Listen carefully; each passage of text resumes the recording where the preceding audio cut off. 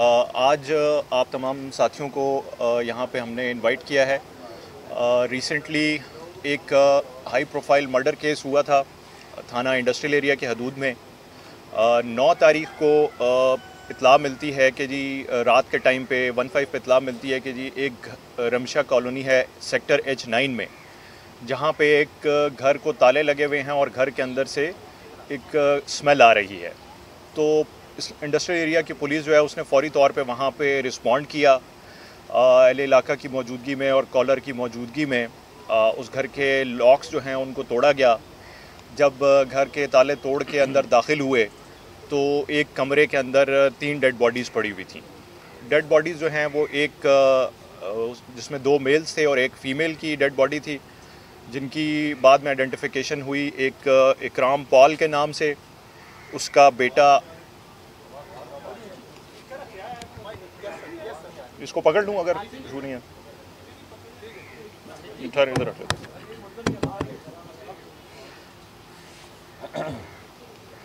3 dead bodies जो है वो उस कमरे से मिलती हैं, जिसमें एक जो घर का मालिक था इकराम पॉल जिसका नाम था, उसका बेटा इमानुअल और उसकी बेटी जोया जिसकी उम्र थी तकरीबन 18 साल।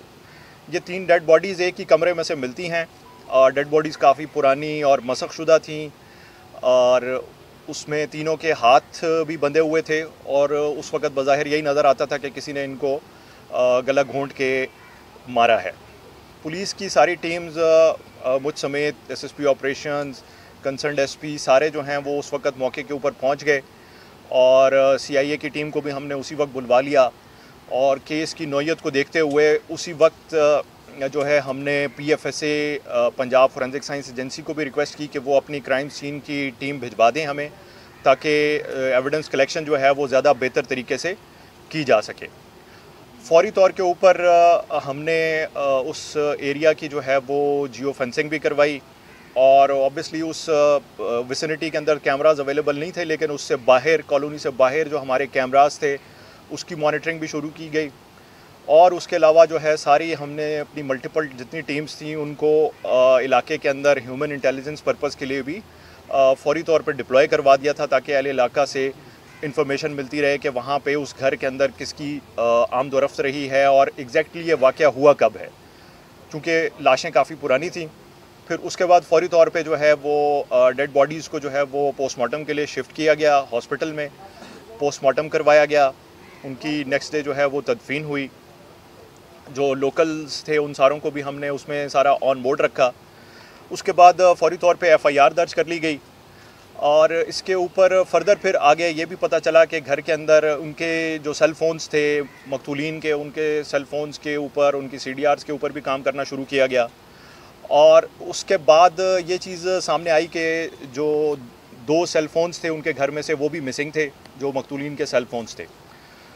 और कुछ और भी एविडेंसेस वहाँ से कलेक्ट किए गए DNA पर्पज़ के लिए, फिंगरप्रिंट के लिए।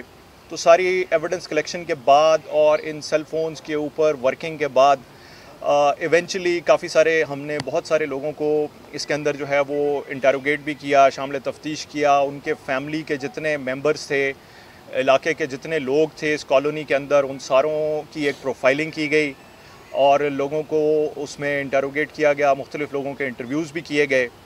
उसके बाद कल इवेंचुअली इस केस के अंदर जो है वो एक ब्रेक थ्रू हो जाता है और इसके अंदर चीज़ जो सामने आती है वो ये है कि एक यशुआ वल्द बहादुर ख़ान नाम का एक बच्चा है, कम उम्र एक लड़का है बेसिकली, जो कि मकतूल इकराम पॉल की जो है वो साली का बेटा है, यानी कि उसके हमजुल्फ़ का बेटा है, वो है इसमें शामिल। और साथ ही उसका इसी का हम नाम एक और यशुआ सन ऑफ रमज़ान है, वो भी उसके साथ इस केस में, इस वाक़े के अंदर जो है वो शामिल है। तो इन्होंने बेसिकली जो है वो नशा आवर गोलियाँ परचेज़ करते हैं ये। उसके बाद ये बाज़ार से जूस भी ख़ुद परचेज़ करके लाता है, चूँकि वो उनका फैमिली मेम्बर होता है तो वो उनके घर पे आके बैठता है, फैमिली के साथ बैठता है, उनको वो नशा आवर जो है वो जूस दिया जाता है, जिसके बाद जो मकतूलीन हैं वो बेहोश हो जाते हैं। और उसके बाद ये दोनों मिल के उनके हाथ पांव बांध के और जो है वो उनके गले घोंट के उन तीनों की जो है वो डेथ वाक़ हो जाती है।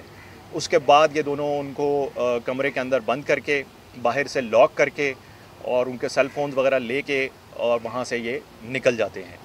उसमें जो अभी तक की इन्वेस्टिगेशन के बाद जो इनका मोटिव सामने आया है वो बेसिकली ये है कि जो इकराम पॉल का जो बेटा था इमानुअल, उसकी एक जगह पे रिश्ता तय होने जा रहा था एक बच्ची के साथ। तो उसके अंदर जो यशुआ है, इसका भी वहाँ पे उसी लड़की के अंदर इंटरेस्ट था, जिसकी वजह से उसकी बेसिकली एक जेलसी डेवलप हो चुकी थी। तो उस वजह से, उस अनाद की वजह से उसने बेसिकली ये सारा मर्डर अपने दोस्त के साथ जो है वो मिलकर प्लान किया और उसके बाद उसने इस तरह से इन्होंने ये मर्डर कमिट किया। उसके बाद ये यहाँ से साइड पे हो गए, लेकिन इलाके में मौजूद रहे और बज़ाहिर यही शो करते रहे कि जी इनके एंड पे कुछ भी नहीं है और इनकी तरफ किसी को शक नहीं जाएगा। लेकिन इवेंचुअली हमने जितनी सारी टीम ने इसके ऊपर वर्किंग की है, इंडस्ट्रियल एरिया जोन की टीम ने भी, उसके अलावा भी हमने इसमें बीच में दूसरे SHOs को भी शामिल किया था और जो है CIA की टीम ने इसके ऊपर बड़ा नॉन स्टॉप वर्किंग की है और उसके बाद जो है वो ये केस ट्रेस आउट हो गया और दोनों मुल्ज़मान जो हैं वो इस वक्त पुलिस की कस्टडी में आ चुके हैं और दोनों सेल फोन्स जो थे मकतूलीन के वो भी उनसे रिकवर हो गए और उनकी मज़ीद अभी तफ्तीश जारी है। इस सिलसिले में अगर कोई सवाल किसी दोस्त का हो तो प्लीज़।